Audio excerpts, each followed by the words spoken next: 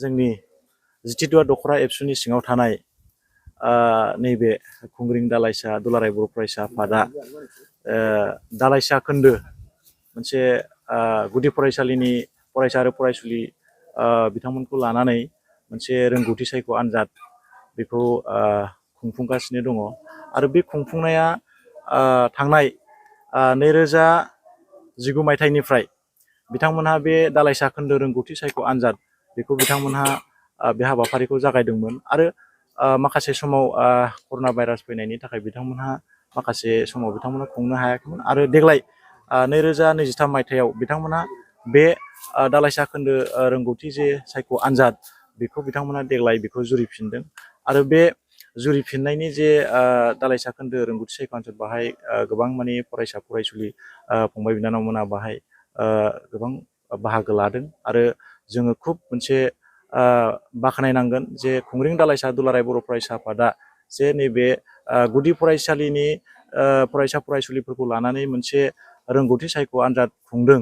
दा बिनि गेजेरजों जोङो बेखौनो मोनदांनो हायो जे जोङो जुदि सासे गथ'खौ जुदि जोङो मानथि खालामनांगौबा जुदि जोङो दाफामनांगौबा जोङो बै फरायसाफोरखौ जोङो उन्दै समनिफ्रायनो जोङो बिथांमोनखौ नोजोर होनांगोन आरो मोनसे राइट डाइरेक्सनजों बिथांमोनखौ जोङो गोजौ लेभेलाव दैखोहरनो थाखाय जोङो माखासे नांगौखिनि नलेजखौ जोङो उन्दै समनिफ्रायनो बिथांमोननो जोङो फोरोंनानै हरनो हानांगोन आरो नैबे दालाइसा खोन्दो रोंगौथि जे सायख' आनजाद खुंबाय बिनि गेजेरजों जों बेखौनो आसा खालामनो हायो जे नैबे एग्जामनि गेजेरजों बिथांमोनहा नैबे एक्सपिरियेन्सखौ लानानै गोजौ लेभेलनि जे आनजादफोर बा इन्टारभिउफोर बिथांमोनहा जाहाथे बै गोजौ लेभेलनि आनजादफोरखौ नैबे एक्सपिरियेन्स लानायनि गेजेरजों गोरलैयैनो बिथांमोनहा इयुनाव उथ्रिसार जाहैनो हागोन जों बेखौनो मोनदांनो हायो आरो बेबायदि हाबाफारिखौ जोङो लुबैगोन नैबे खुंग्रिं दालाइसा दुलाराय बर' फरायसा आफादल' नङा गुबुन गुबुन दालाइसा दुलाराय बर' फरायसा आफादफ्राबो बेखौ खुंफुंनो हायोबा खुब मोजां जायो होननानै जोङो बेखौ फोथायो आरोखि। दिनैहाय खुंग्रिं दालाइसा दुलाराय बर' फरायसा आफादनि बानजायनायावहाय नैथि दालाइसा खोन्दो रोंगौथि सायख' आनजाद 2023 बियो दा जागासिनो दङ। बियो मोनद' सेन्टाराव जादों खुंग्रिंनिनो।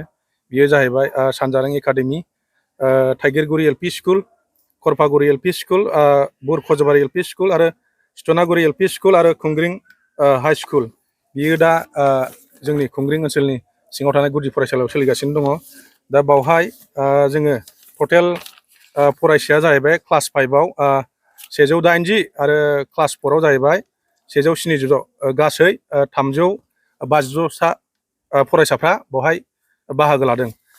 जोंनि थांखिया बेनो जे जोङो खुंग्रिं दालाइसा दुलाराय बर' फरायसा हिसाबै जोङो गुदि फरायसालिखौ जोङो मोजाङै जोथोन लानाय आरो फारसेथिं जोङो सोलोंथाइखौ गोजौ फारसे दावखोहोनो थाखाय जोङो बे हाबाफारिखौ लानाय जादों।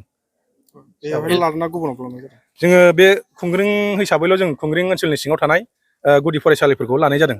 गुदि फरायसालिनि मा थाखोनिखौ लानाय जादों? जोङो क्लास 5 आरो क्लास 4खौ लानाय जादों। बेबायदिनो गुबुन गुबुन इउनिटफोर लादों नामा? जों लादोंना लायाखै जों बेखौ मिथिया, खिन्थु जों खुंग्रिं दालाइसा दुलाराय बर' फरायसा हिसाबै जोङो नैथि बार जाबाय आरो दा।